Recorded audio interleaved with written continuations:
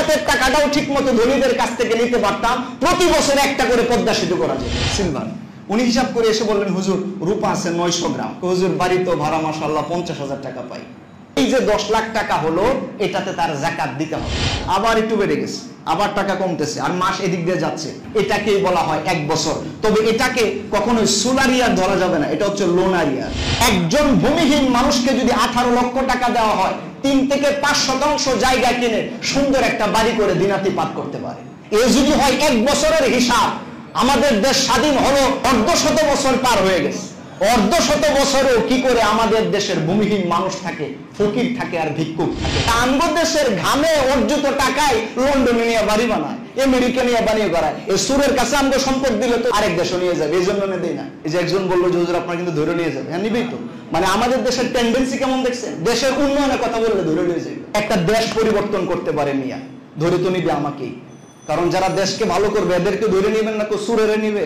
রাসূল সাল্লাল্লাহু আলাইহি সাল্লাম যাকাতের মেজারমেন্ট হিসাব দিয়েছেন যে কোন ব্যক্তির কাছে যদি 7.5 তোলা স্বর্ণ বা 7.5 ভরি, কত ভরি স্বর্ণ? এটা হচ্ছে স্বর্ণ। আর রৌপ্যের ক্ষেত্রে বলেন তো কত?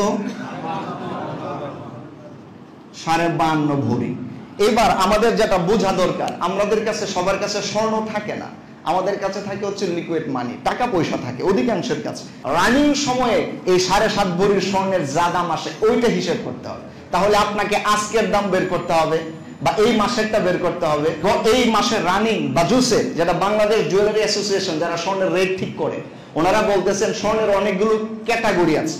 একটা ক্যাটাগরি আছে হচ্ছে 22 ক্যারেট, যদি 24 ক্যারেট আছে, 24 ক্যারেট কেউ ইউজ করে না যেহেতু এটা ফুল স্বর্ণ 100%। আবার আছে হচ্ছে 21 ক্যারেট, আবার আছে 18 ক্যারেট, আবার আছে হচ্ছে ট্রেডিশনাল গোল্ড। আপনি যদি এখন দেখেন বাজুস বলতেছে যে 22 ক্যারেট যে স্বর্ণটা, এই স্বর্ণের বর্তমান বাজার মূল্য হচ্ছে 9,530 টাকা।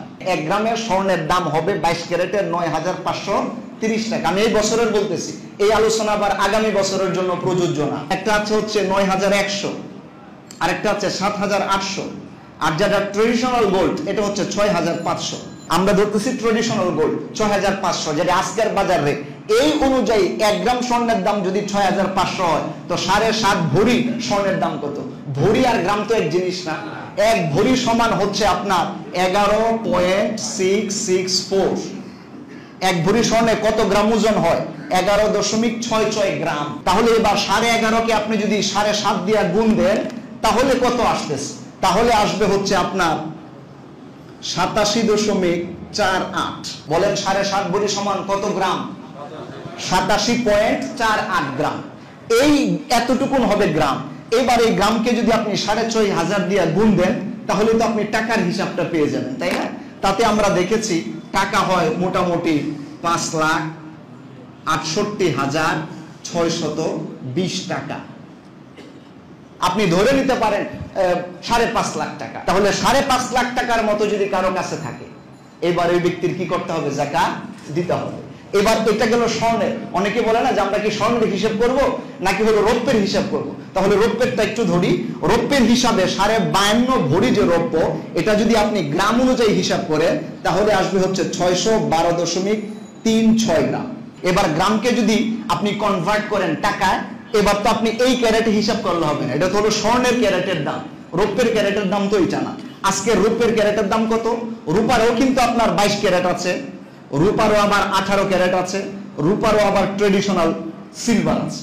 আপনি যদি ট্রেডিশনাল সিলভার ধরেন তাহলে 110 টাকা, আপনি যদি 22 ক্যারেট ধরেন তাহলে 180 টাকা প্রতি গ্রাম রৌপ্যের ওজন। 110 টাকাকে যদি 612.36 দিয়ে গুণ দেন তাহলে কত টাকা আসবে? 67,360 টাকা। এই জন্য রূপার আর স্বর্ণের এত ডিফারেন্স। এবার আপনি চাইলে রূপারটাও ধরতে পারেন, চাইলে স্বর্ণেরটাও ধরতে পারেন, আপনার ইচ্ছা। তবে আপনাকে বুঝতে হবে একজন মানুষকে দান তো আপনি করবেনই, তাহলে এটা ধরলে তো আপনি যাকাত দিতেছেন, আল্লাহর একটা বিধানই পালন করতেছেন। এই কথাটা বললে তো একটু অন্তরটা তৃপ্তিও লাগে, তাই না? এই জন্য আমরা সাজেস্ট করি রূপারটা আপনি ধরবেন, যেন মানুষ এই কথা বলতে পারে আমি যাকাত দিতেছি, যেন আরেকজন মানুষ বলে আমার ভাই আমাকে সহযোগিতা করছে। এই সব কিছু হয়ে যায় এটা ধরলে। এজন্য আপনি মনে রাখবেন মোটামুটি 67,000 টাকা বর্তমান বাজারে। যদি ৬৭,০০০ টাকা কারো কাছে থাকে, ১ বছর যদি এটা রান করে, ওই ব্যক্তির উপর যাকাত দেওয়া ফরজ। এবার এটার হিসাব হলো ১ বছরটা কিভাবে। অনেকে বলে যে হুজুর যখন থেকে হিসাব করছিলাম তখন তো ৬৭,০০০ ছিলই, মাঝখানে আবার ড্রপ করছে, টাকা আমার সমান ছিল না। এজন্য ওনাদের জন্য আমি একটা উদাহরণ দিতে চাই। আপনি দেখুন এবং উপরে যারা আপনারা একটু চিন্তা করুন। ধরেন এটা হচ্ছে রমাদান মাস, রমাদান। এখন তো কি মাস চলে? ইংরেজি মার্চ মাস। মার্চ মাসের 11-12 তারিখ থেকে শুরু হলো। আগামী বছর ধরেন রমজান মাস শুরু হবে 1 তারিখ থেকে মার্চের।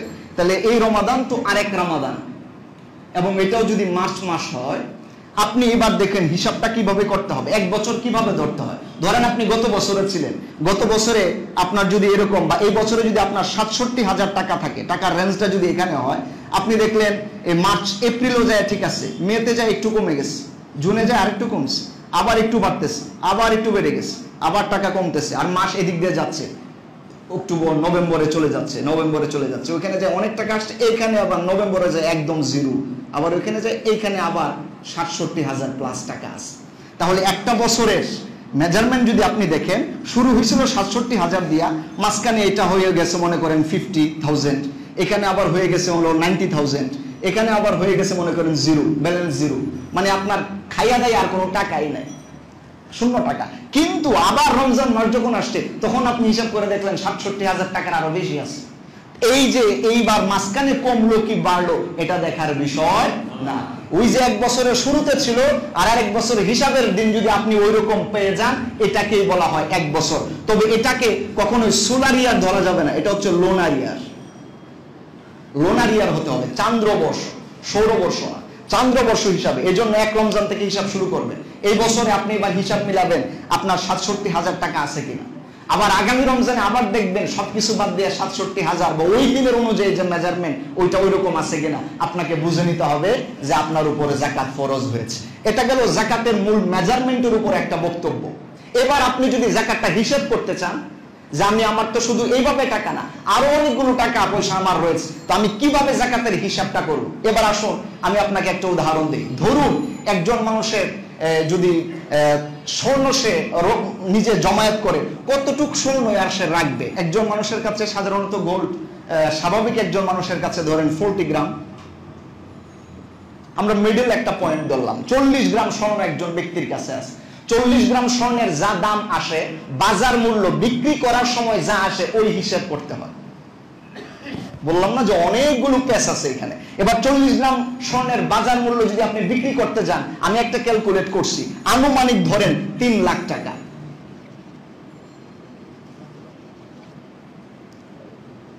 কত লক্ষ টাকা বলেন তো? হিসাবটা মনে রাখেন। এই যে আমার হিসাব শুরু হয়েছে, ধরেন একজন ব্যক্তি নাম হলো সলিমউদ্দিন। এবার সলিমউদ্দিন আইসা বলতেছে, হুজুর আমার যে যাকাতের হিসাবটা আপনি একটু করে দেন তো। কেমনে যাকাতের হিসাবটা করব? এবার আমি প্রথম প্রশ্ন করব, আচ্ছা আপনার স্বর্ণ আছে কত? উনি বাড়িতে হিসাব করে দেখলেন, হুজুর আমার স্বর্ণ আছে 40 গ্রাম। এবার আমি বলবো বাজার মূল্য 40 গ্রামের কত হবে, বিক্রি করতে গেলে এই 40 গ্রাম স্বর্ণের দাম কত? তার আছে 22 ক্যারেটের 10 গ্রাম, 21 ক্যারেটের 20 গ্রাম, ট্রেডিশনাল গোল্ড 10 গ্রাম, এভাবে মিলায়া হয়েছে। আপনি মনে রাখবেন 21 ক্যারেট স্বর্ণের মধ্যে কিন্তু 75% থাকে হলো স্বর্ণ। আবার 22 ক্যারেটের মধ্যে 91.0.7 থাকে হলো পার্সেন্ট স্বর্ণ, বাকিটা খাত থাকে। আবার ট্রেডিশনাল গোল্ডে আরো কম থাকে। এইভাবে টোটাল হিসাব করার পরে যখন বাজারে আমি গেলাম, হিসাব করে দেখলাম এই সলিমউদ্দিন সাহেবের এই যে 40 গ্রাম স্বর্ণের বাজারে বিক্রয় মূল্য আছে 3 লাখ টাকা। আচ্ছা, এবার আমি তাকে জিজ্ঞেস করলাম, ভাই আপনার কাছে কি রূপাও আছে? বললো জি হুজুর রূপাও আছে। রূপা কতটুকু? এবার উনি বাড়িতে গেলেন, বাড়িতে যাওয়ার পরে রূপার হিসাব করতেছে যে ওনার কাছে রূপা কতটুকু। উনি আবার রূপার হিসাব করলেন, বারগুলো তো এরকমই থাকে, ধরেন সিলভার। উনি হিসাব করে এসে বললেন, হুজুর রূপা আছে 900 গ্রাম, 1 কেজির কাছাকাছি। এখানে আবার 21 ক্যারেট আছে, 22 ক্যারেট আছে, 18 ক্যারেট আছে, ট্রেডিশনাল সিলভার আছে। সব মিলাই আমি হিসাব করলাম 900 গ্রামের ওজন। বাজারে যাইয়া দেখি সব মিলাইয়া দেখলাম বাজার মূল্য 1 লাখ টাকা। 1 লাখ। বলেন তো স্বর্ণ ওনার কাছে যা 40 গ্রাম আছে, বাজার মূল্য কত? 3 লাখ। আর ওনার কাছে যে রৌপ্য ছিল 900 গ্রাম, বাজার মূল্য কত? 1 লাখ। আমি কিন্তু একটা উদাহরণ দিচ্ছি, আপনি হিসাবটা এইভাবেই করবেন বাজারে আপনার ঘরে যাইয়া। আচ্ছা, এবার সলিমউদ্দিন সাহেবকে আমি আবার জিজ্ঞেস করলাম, ভাই আপনার কাছে কি পকেটে, ড্রয়ারে, হ্যাঁ এরপরে হলো বিভিন্ন জায়গায় কিছু টাকা পয়সা আসেনি, কারেন্ট ব্যালেন্স গুলো? কজি হুজুর আমার তো কিছু বাড়িতে টাকা পয়সাও আছে। জিজ্ঞেস করলাম কত? উনি আবার বললো যে হুজুর আমার কাছে কারেন্ট যে মানিটা, যে টাকাটা আছে এটা হলো 1 লাখ টাকা। একটা মানুষের কাছে 1 লাখ টাকা থাকা তো স্বাভাবিক, আমরা 1 লাখ টাকাই ধরলাম। 1 লাখ। তাহলে ওনার পকেটে আছে কত? 1 লাখ। রূপায় আছে আবার 1 লাখ টাকা, স্বর্ণ আছে আবার ওনার কত? 3 লাখ। হিসাব কি শেষ? আরো আইটেম থাকতে পারে না? আমি জিজ্ঞেস করলাম, ভাই আপনার বাড়ি গাড়ি আছে? হুজুর একটা বাড়িও আছে। ওনার কি আছে? একটা বাড়িও আছে। ঢাকা শহরে অনেকের ফ্ল্যাট থাকে না, এক ফ্ল্যাটে আপনি থাকেন, আরেক ফ্ল্যাট দিয়ে ভাড়া দিয়ে রাখছেন। আবার 10টা ফ্ল্যাটের মালিক আছেন, কেউ আছেন 5টা বাড়ির মালিকও আছে। বলতেছে হুজুর আমার তো একটা মাশাআল্লাহ বসুন্ধরা একটা বাড়ি আছে। ওরে বাবা, বাড়িও আছে আপনার? হ্যাঁ আছে। তো এবার আপনি যদি বাড়ির হিসাব করেন, একটা বাড়ি থেকে ভাড়া আসে কত? হুজুর বাড়ি তো ভাড়া মাশাআল্লাহ 50,000 টাকা পাই। কত হাজার? 50,000 টাকা উনি বাড়ি ভাড়া পায়। তাহলে এটাও তো ওনার আছে, বাড়ি ভাড়া আসছে হাতে।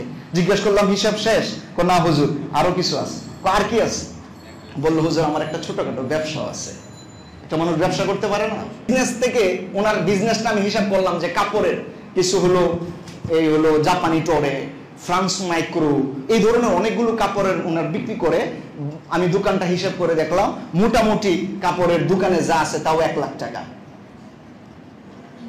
1 লাখ টাকার মাল তার ইয়াতে আছে, বাজারের বিক্রয় মূল্য যেটা সেটা অনুযায়ী 1 লাখ টাকা আছে। বললাম কি হিসাব শেষ? না হুজুর আরো কিছু আছে। কি? একটা অ্যাকাউন্টও আছে, হ্যাঁ ইসলামী ব্যাংকে একটা অ্যাকাউন্ট আছে, বা শাহজালাল ব্যাংকে একটা অ্যাকাউন্ট আছে।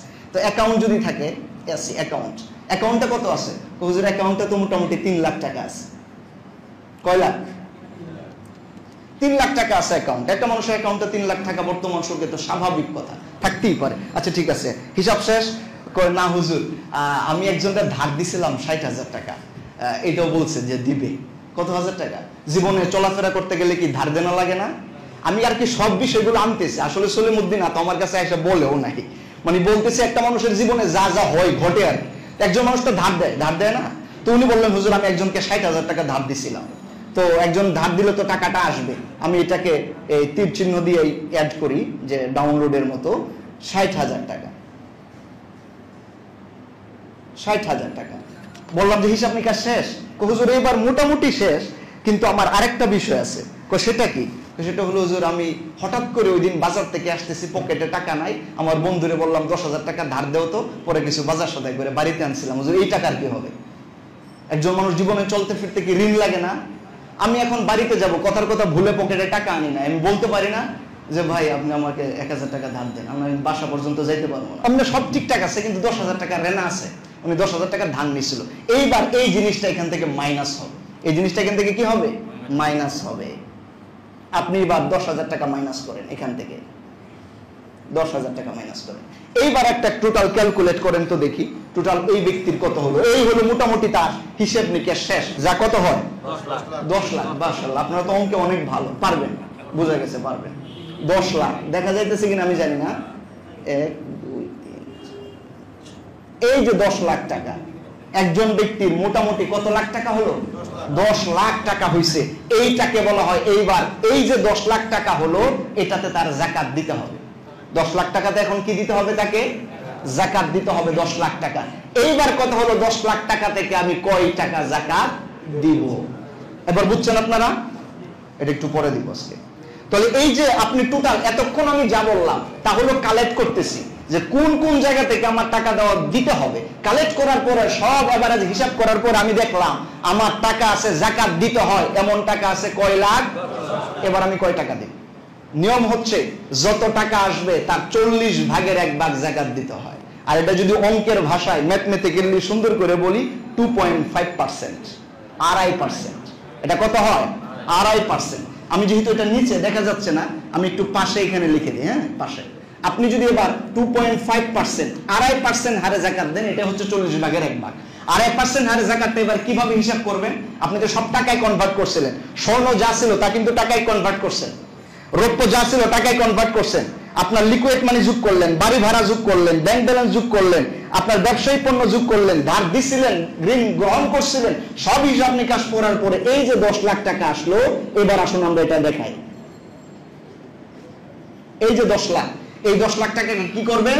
এটার নিয়ম হচ্ছে 10 লাখকে আগে আপনি 100 দিয়ে ভাগ দিবেন, ভাগ দেওয়ার পরে গুণ দিবেন হচ্ছে 2.5% দিয়ে। 10 লাখ টাকাকে প্রথম 100 দিয়ে ভাগ, তারপরে হচ্ছে গুণ দিবেন 2.5, যেটা জাকাতেবল অ্যাসেটটা চলে আসবে। আপনি হিসাব করে দেখেন, এবার আসবে হচ্ছে 25,000 টাকা। কত আসলো? মিলছে? হিসাব মিলছে আপনাদের মোবাইলের হিসাবটা? এই যে 25,000 টাকা, এইটা আপনাকে গরিব মিসকিন ফকিরকে দিয়ে দিতে হবে। এইবার ক্লিয়ার বোঝা গেছে? বুঝেন না এমন কেউ আছে? হুজুর এরপরও আমি বুঝি না, তাহলে আপনাকে আলাদা প্রাইভেট পড়াবো, অসুবিধা নেই, প্রাইভেটের সুযোগ আছে, যাই বুঝাইবেন প্রাইভেট পড়াই দিন, অসুবিধা নেই। তবে প্রাইভেটের কোনো ফি লাগবে না, আগে বলে দিতেছি। তাহলে 10 লাখ টাকায় কত টাকা জাকাত আসে? এবার আপনি কি চোখ বন্ধ করে আপনিও 25,000 দেওয়া শুরু করবেন? এই বুঝাইলাম? তা কিন্তু না, আপনি আপনারটা হিসাব করবেন। যারা নাস্তিক বা যাদের মনে ইসলাম নিয়ে চুলকানি আছে, অ্যালার্জি আছে, এরা বলে ইসলাম এটা কি বিভৎস এক ধর্ম, চুরি একটু করলে হাত কেটে দেয়। আরে বেটা বেকুব, তুমি খালি হাত কাটাটাই দেখলা, আর হাত যেন কাটতে না হয়, কোন ফকির মিসকিন যেন পৃথিবীতেই না থাকে, এই জন্য যে জাকাতের মতো একটা বড় উদ্যোগ ইসলাম নিয়ে ফকিরকে ধনী বানানোর সিস্টেম বানায় দিল, এ কি তোমার চোখে একবারও পড়লো না? ভোরের কাগজ খবর এই নামে একটা পত্রিকা আছে, আমি পড়ছি আর কয়েক বছর আগে।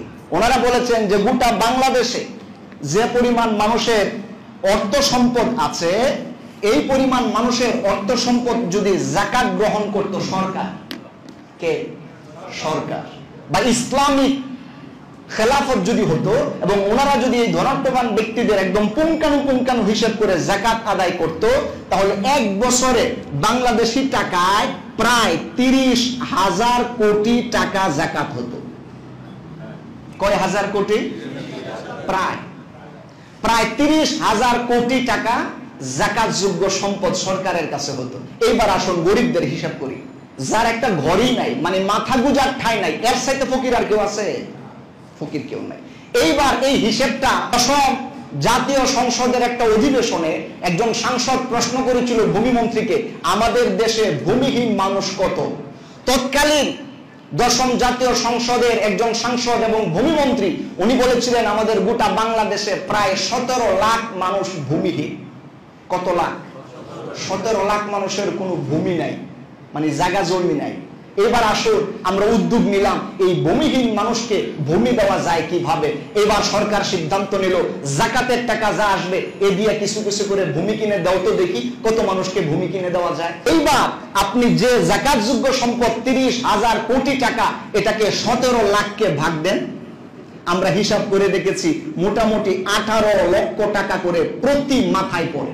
একজন ভূমিহীন মানুষকে যদি 18 লক্ষ টাকা দেওয়া হয়, 3 থেকে 5% জায়গা কিনে সুন্দর একটা বাড়ি করে দিনাতিপাত করতে পারে। এ যদি হয় 1 বছরের হিসাব, আমাদের দেশ স্বাধীন হলো 1/2 বছর পার হয়ে গেছে। 1/2 বছরেও কি করে আমাদের দেশের ভূমিহীন মানুষ থাকে, ফকির থাকে আর ভিক্ষুক থাকে? আমাকে আপনি এবার বলেন। ইসলাম যে বলে চুরি করলে হাত কেটে দিবে, ইসলাম হাত না কাটার মতো চলার ব্যবস্থাও করে দিয়েছে। কথা বলেন ঠিক কিনা? এমনি এমনি বলে নাই। এটা যদি আমাদের মতো ফকির মার্কা দেশের হিসাব হয়, তাহলে ধনাত্মক দেশগুলোর হিসাব কেমন হবে? আপনি তো গেলেন এইভাবে, আমি তো হিসাব করে দেখছি এক পদ্মা সেতু বানাইতেই যে পরিমাণ আমাদের ঘাম গেছে, আর যে পরিমাণ এটাকে ফলাও করতেছে সারা বিশ্বে, আমরা যদি জাকাতের টাকাটাও ঠিক মতো ধনীদের কাছ থেকে নিতে পারতাম, প্রতি বছর একটা করে পদ্মা সেতু করা যেত। মানুষগুলো নিয়ে সরকার গঠিত, এরা আঙ্গ দেশের ঘামে অর্জিত টাকায় লন্ডনে নিয়ে বাড়ি বানায়, আমেরিকা নিয়ে বানিয়ে করায়। এই সুরের কাছে আমাকে সম্পদ দিলে তো যাও আমি খাইতাম, এটা আমিও পারলাম না, আরেক দেশও নিয়ে যাবে, এই জন্য দেই না। নিয়ে যাক, অসুবিধা নাই। এই যে একজন বললো যে হুজুর আপনার কিন্তু ধরে নিয়ে যাবে, হ্যাঁ নিবেই তো। মানে আমাদের দেশের টেন্ডেন্সি কেমন দেখছেন? দেশের উন্নয়নের কথা বললে ধরে নিয়ে যাবে, হ্যাঁ, জাতির উন্নয়নের কথা বললে ধরে নিয়ে যাবে। এটা আপনার দোষ না, জাতিটাই এমন হয়েছে। যারা ফরমালিন খাইতে খাইতে অভ্যস্ত, এরা খাঁটি গরুর দুধ খাইলে তো পেটে বদ হজম হবেই। আমি কি খুব মানে ইলিগেল কথাগুলো বলতেছি আপনার কাছে? খুব খারাপ লাগতেছে আপনার? এটা একটা দেশ পরিবর্তন করতে পারে মিয়া, ধরে তো নিবে আমাকেই। কারণ যারা দেশকে ভালো করবে এদেরকে ধরে নিবেন না, সুরেরা নিবে। সুরেরা তো থাকে বড় বড় বিল্ডিং এ, এরা তো থাকে ভালো জায়গায়, এসিতে ঘুমায়, এরা দেশপ্রেমিক। আর মূলত যারা দেশপ্রেমিক এরা তো হলো কারাগারে আছে। তো এত কষ্ট লাগে না বা এত ভয় করে আর লাভ নাই। আমার এই হিসাবটা আপনি নেন, আমাকে বা আমার সাথে আপনারা একটু যুক্ত হয়ে আসেন, এই দেশের এই কাজটা করি।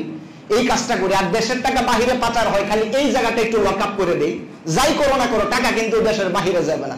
এবার আমার দেশে একজন ফকির আপনি খুঁজে পাবেন না। আর যেগুলো সুর পাইবেন এগুলো জন্মগত সুর, এগুলোর হাত কাটাই দরকার। আমরা ওনাদেরকে ধন্যবাদ জানাই এবং বিনম্র শ্রদ্ধা জানাই ওই সমস্ত ব্যক্তিবর্গরে যারা নিজের যাকাতের টাকা হিসাব করেন এবং ইসলামের এই বিধানটা মেনে মানুষদেরকে সহযোগিতা করেন। আমরা কারো মানবাক্যে আল্লাহর কাছে দোয়া করে, রব এই ধরনের সমাজপ্রেমিক মানুষকে, জাতিপ্রেমিক মানুষকে, দিনদার মানুষকে সম্পদ তুমি আল্লাহ আরো বাড়ায় দাও। কেন ওনাদেরকে আমাদের নেতা বানাও। সুরদেরকে আমরা নেতা চাই না, বাটপারদেরকে নেতা চাই না, ভালো মানুষদেরকে নেতা বানাও। আল্লাহ পাক আমাদের এই জাতি পরিবর্তন করবেন, দেশ পরিবর্তন করবেন ইনশাআল্লাহ। মন খুলে পড়েন আমিন। রাগ করছেন আপনারা?